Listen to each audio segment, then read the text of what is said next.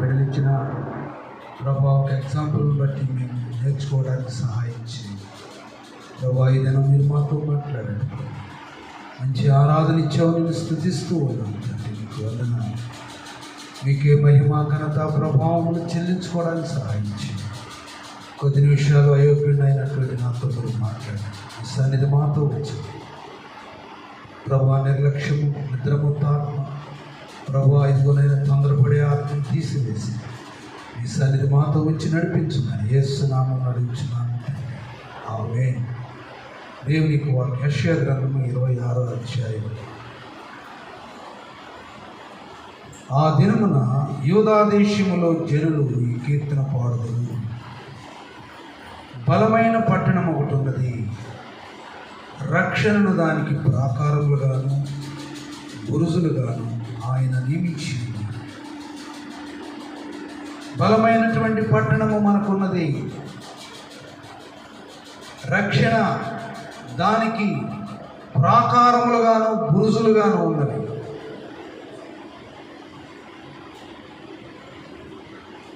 ప్రజలు కీర్తనలు పాడుచున్నారు. యూదావారు ప్రజలు దేవుని బిడ్డలు పాడుతూ ఉన్నారు, ఆనందముతో సంతోషముతో పాడుతున్నారు.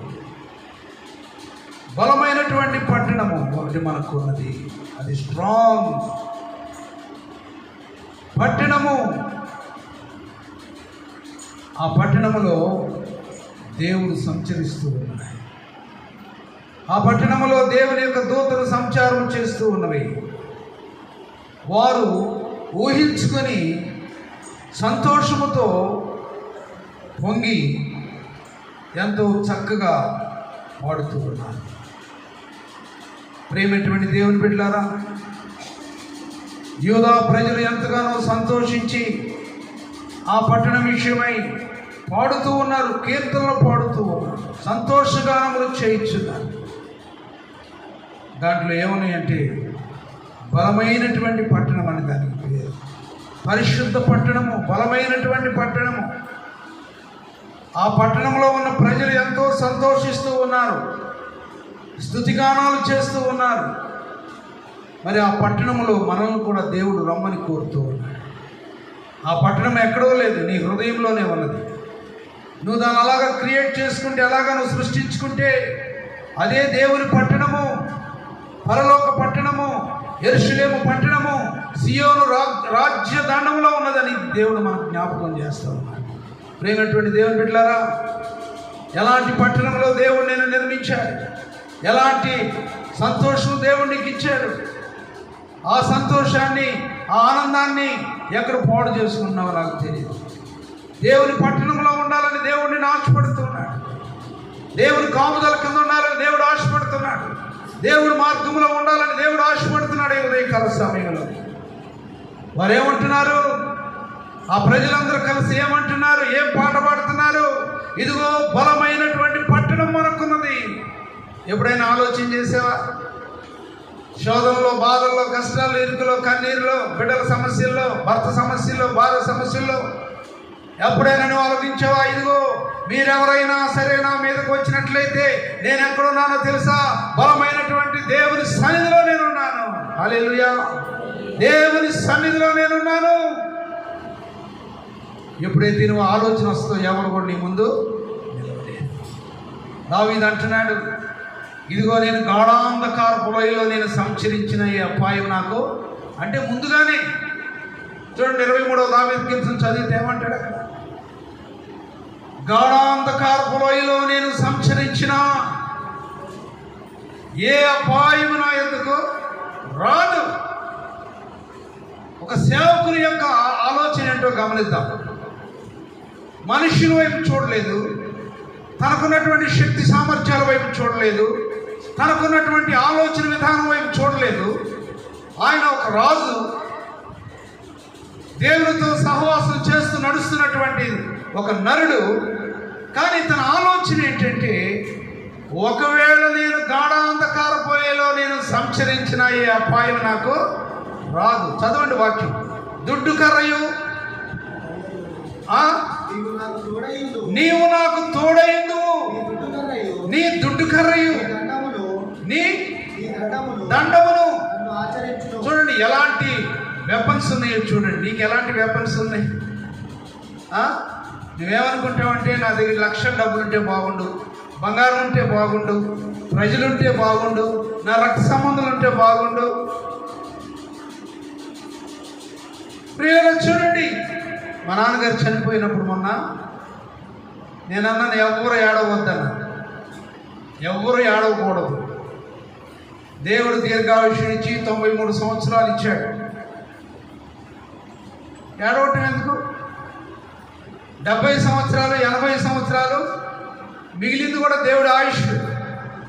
ఎవరు ఏడవరు. మా చెల్లెళ్ళు కానీ మా బంధువులు కానీ దేవుని సేవకులు ఏమన్నారు తెలుసా?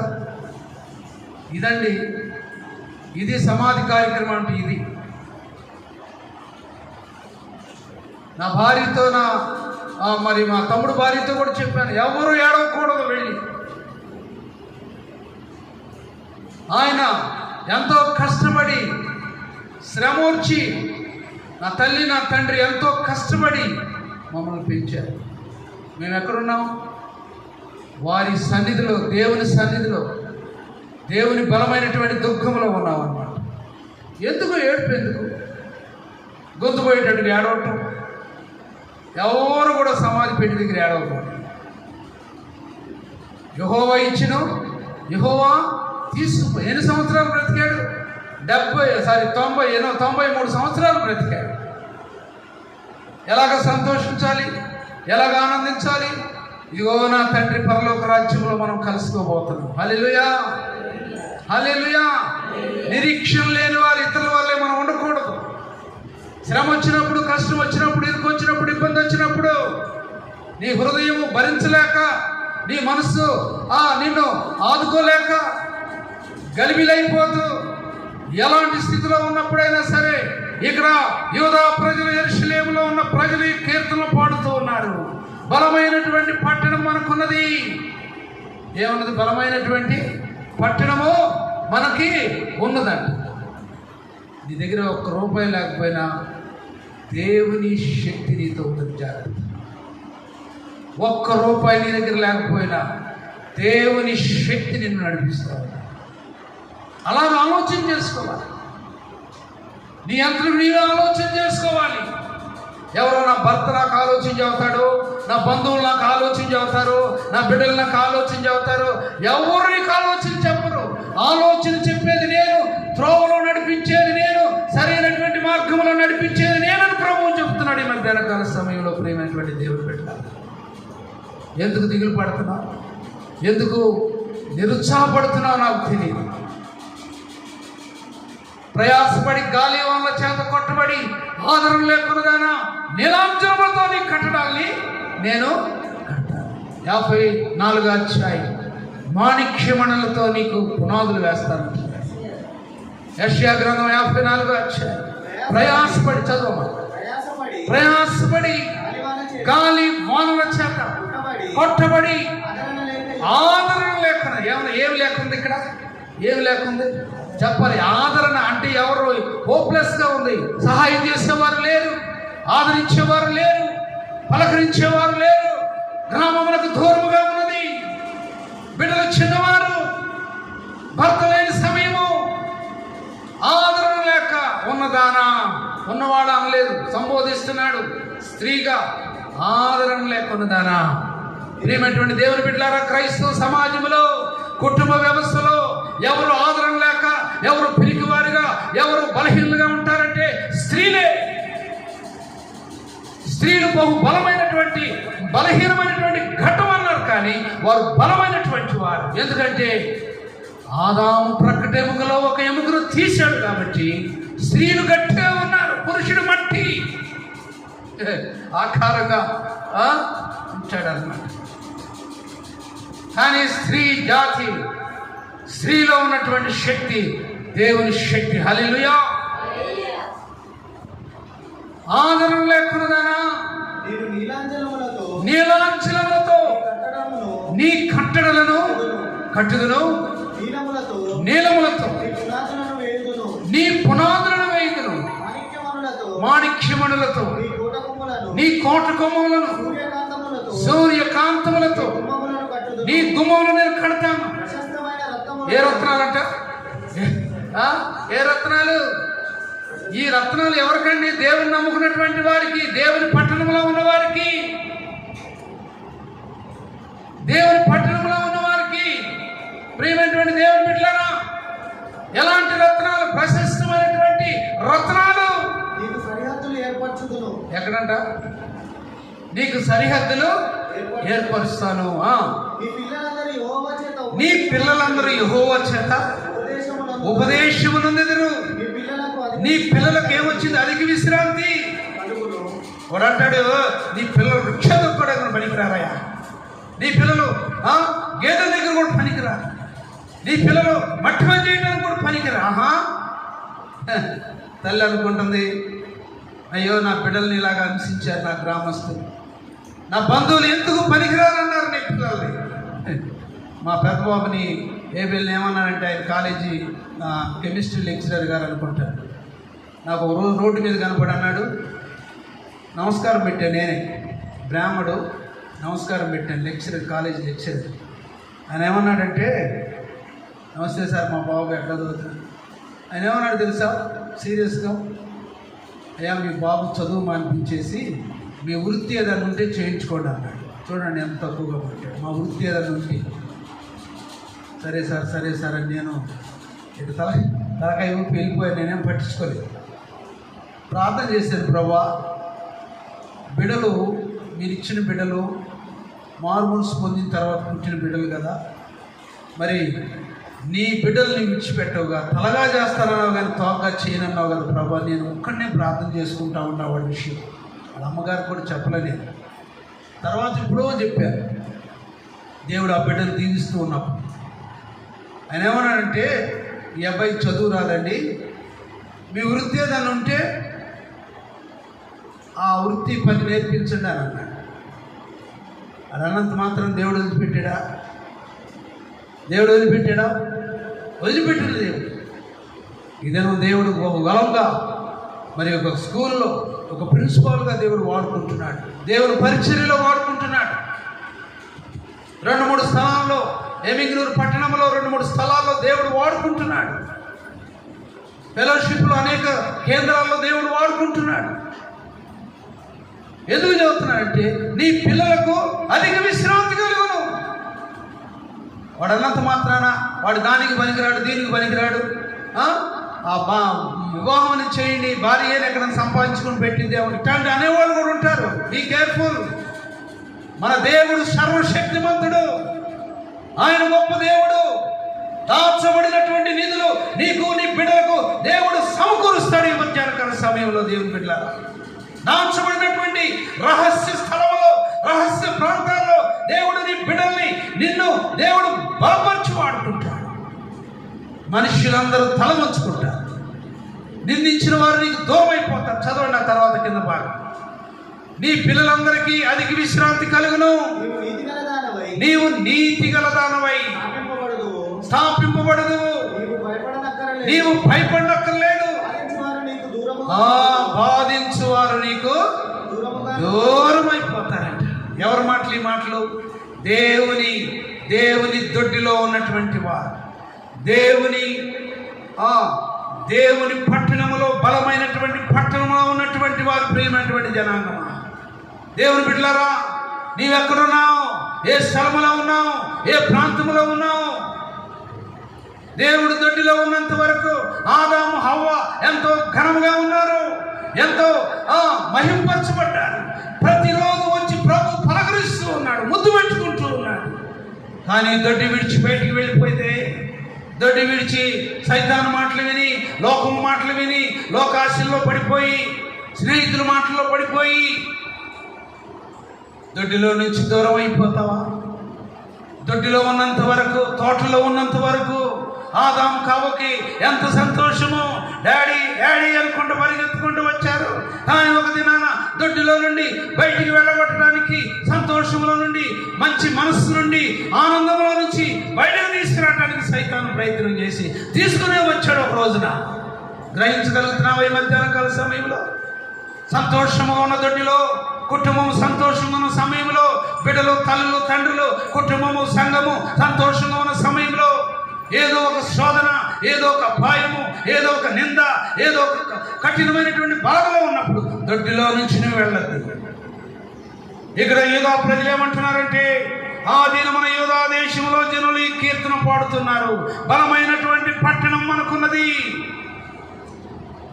బలమైనటువంటి పట్టణం మనకు ఒకటి ఉన్నది, రక్షణను దానికి ప్రాకారములు గాను బురుజులు గాను. ఏంటది? రక్షణ, ప్రొటెక్షన్.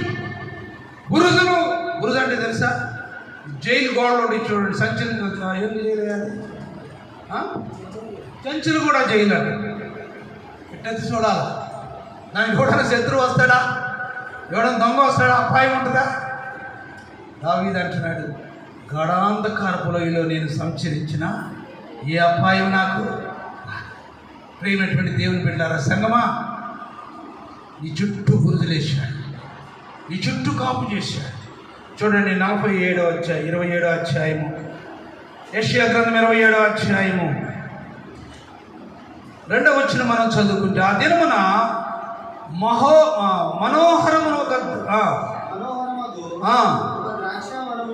ద్రాక్షవనమును దాని గురించి పాడుడి, యెహోవాను నేను దానిని కాపు చేయుచున్నాను, ప్రతి నిమిషము నేను దానికి నీరు కట్టుచున్నాను, ఎవడను కూడా దాని మీదకి. చూడండి ఎంత దేవుని వాగ్దానాలు సామాన్యమైనటువంటివి కాదు, బట్టి వెళ్ళిపోయేటువంటివి కాదు, గాలికి కదురుగట్టు పొట్టువలే కాదు. నీ పక్షాన, నీ బిడ్డల పక్షాన, సంఘం పక్షాన ఓదార్పు లేక బలహీనుడు అయిపోయి నీరసంతో ఆదరణ లేక, ఎవరు నన్ను పలకరించరు, ఎవరు నన్ను ఆదరించరు, ఎవరు నన్ను ఫలానా అని నశించిపోతున్నావా, దిగులు పడిపోతున్నావా? ప్రతి నిమిషం యెహోవాను నేను దానికి కాపు చేయించున్నాను, ఎవడను దాని మీదకి రాకున్నట్లు దివారాత్రము దాన్ని కాపాడుచున్నాను. ప్రేమైనటువంటి దేవుని బిడ్డలారా, ఈ మధ్యాహ్నకాల సమయంలో యూదా ప్రజలు, ఇశ్రాయేలీయుల వారు కీర్తన పాడినట్లుగా బలమైనటువంటి పట్టణంలో నీవు ఉన్నావని జ్ఞాపకం చేసుకో.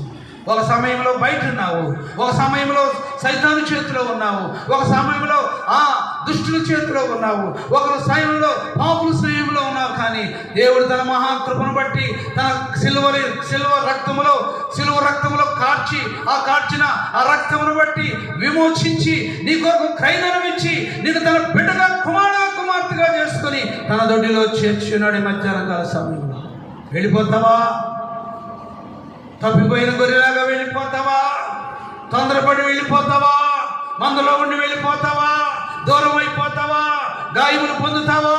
అయినా 99 వాటిని అక్కడ పెట్టి నీ కొరకు నా కొరకు యేసు ప్రభు ఈ లోకంలోకి వచ్చి నశించిపోయిన మనల్ని పట్టుకొని, మురికిలో ఉన్న మనల్ని పట్టుకొని, శాపంలో ఉన్న మనల్ని పట్టుకొని మన రక్త మరకలన్నీ కార్చి. చూడండి యెషయా గ్రంథం 1వ అధ్యాయంలో మనం గమనించినట్లయితే, రండి నేను మీ వివాదములు తీర్చెదను, ఇదిగో నేను మీతో మాట్లాడుచున్నాను. మీ యొక్క 1వ అధ్యాయము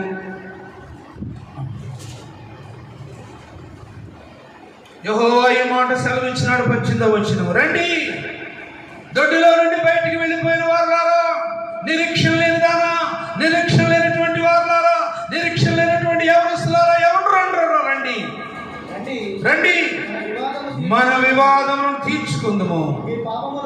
మీ పాపములు రక్తము వలె ఎర్రనివైనను, అవి హిమముల వలె తెల్లవగును, కెంపు వలె ఎర్రనివైనను, అవి గొర్రెబొచ్చు వలె తెల్లనివగును. మీరు సమ్మతించి నా దొడ్డిలో ఉండి, నేను చెప్పిన మార్గంలో ఉండి, నేను ఇచ్చిన బౌండరీలో మీరుండి, నేను ఇచ్చినటువంటి ఆ యొక్క దొడ్డిలో మీరుంటే, సమ్మతించిన మాట విని ఎడలా మీరు భూమి యొక్క మంచి పదార్థములను అనుభవించెదరు. 29వ వచనం, సమ్మతింపక తిరగబడిన ఎడల నిశ్చయముగా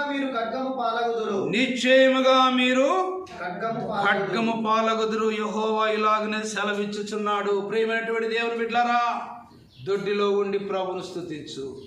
దేవుని సన్నిధిలో ఉండి ప్రభువును స్తుతించు. అటు ఇటు పరిగెత్తద్దు, అటు ఇటు మార్పులుగా ఉండొద్దు. దేవుని సన్నిధిలో ఉండి స్తుతులు పాడుచు ప్రభువును స్తుతించినట్లయితే ఈ మధ్యాహ్న కాల సమయంలో దేవుడు తన దొడ్డిలో ఉంచుకుంటాడు. దేవుడు తన పరిశుద్ధ స్థలంలో ఉంచుకుంటాడు. ప్రార్థన చేసుకుందాం. దేవుడు తన వాక్యమును దీవించుగా చేయి. ప్రార్థన చేయండి. ప్రభా, ఎక్కడికి వెళ్ళిపోయానో నన్ను ఒకసారి జ్ఞాపకం చేసుకుని దొడిలో జీవించినటువంటి నన్ను ప్రభా సైతానుడు అటు ఇటు లాగకుండా సహాయం చేయలో తెలిసి ప్రార్థన చేయండి. కళ్ళు మూసుకొని ప్రార్థన చేయండి. ప్రభా, నేను తొలగిపోతున్నాను. ప్రభా, తొలగిపోతున్నాను. అయ్యా, యూదా ప్రజల్లాగా నేను ఒకప్పుడు పాటలు పాడాను కానీ ప్రభా ఇప్పుడు దొడ్డిలో నుండి బయటికి వెళ్ళిపోతున్నాను. ప్రభా, చేయనోరు తెలిసి యవనసుడా, తల్లి, సహోదరి, ప్రార్థన చేయి. నోరు తెలిసి ప్రార్థన చేయి. నేను వెళ్ళిపోతున్నాను ప్రభా, దొడ్డిలో నుండి వెళ్ళిపోతున్నాను, బలమైనటువంటి పట్టణంలో నుండి వెళ్ళిపోతున్నాను. నా మార్గం సరిలేదు, నా ఆలోచన సరిలేదు ప్రభా. అయ్యా, అలాంటిగా నేను యూదా ప్రజల్లాగా నేను సంతోషగానములు చేయలేకపోతున్నాను. బురుదుల గల పట్టణంలో, ప్రాకార గల పట్టణంలో నువ్వు నన్ను పెట్టి ఉన్నావు, నా బిడ్డలు పెట్టి ఉన్నావు. కానీ ప్రభా, కొన్ని విషయాల్లో నేను దొడ్డి తలుపు తీసుకుని వెళ్ళిపోతున్నాను నాయన. సంతోషం లేదు నాయన. అయ్యా, ఇదిగో నిరీక్షణ లేకున్నాను ప్రభా. అయ్యా, ఇదిగో నేను 54 అధ్యాయంలో ఆదరణ లేకున్నాను ప్రభా. నా జీవితాన్ని తిరిగి మరలా కట్టండి, నా మనసు తిరిగి కట్టండి. నీ బిడ్డగా నీ సన్నిధిలో ఉన్నట్లుగా నన్ను చేయండి ప్రభా. చేయనోరు తెలిసి చేయి ప్రభా. తల్లి, ప్రార్థన చేయి. ఉదయకాల సమయంలో దొడ్డిలో ఉండి పారిపోవాలని మనసు వస్తుందా? ఇంటిలో ఉండి పారిపోవాలని మనసు వస్తుందా? ఓ పరిశుద్ధుడైన మా తండ్రి, ఎన్నో పర్యాయములు మీరు మమ్మల్ని హెచ్చరిస్తూ ఉన్నారు. ఈ మధ్యాహ్న కాల సమయం దొడ్డిలో జీవించినటువంటి మమ్మలను ప్రభా అయా అపవాది లాక్కెడుతూ ఉన్నాడు ప్రభా. ఏదైనా వనంలో నువ్వు ప్రేమించి పెట్టిన ఆదామోమని ఏ విధంగా బయటకు వెళ్ళిపోయారు ప్రభా. ఎంత కష్టాలు, ఎంత శాపం పొందారు. ఆ శాపం భూప్రపంచం మీద పాగిలాడిపోయింది, విస్తరించిపోయింది ప్రభా. ఆ శాపము, ఆ యొక్క నరకము ప్రభా మేము చూస్తూనే ఉన్నాం ఈ భూలోకం ప్రభా. మీ సన్నిధి మాకు దయచేయి. దొడ్డిలో జీవించే భాగ్యం మాకు దయచేయమని యేసు నామమున అడిగి ప్రార్థన చేస్తూ ఉన్నాము. ఆమేన్.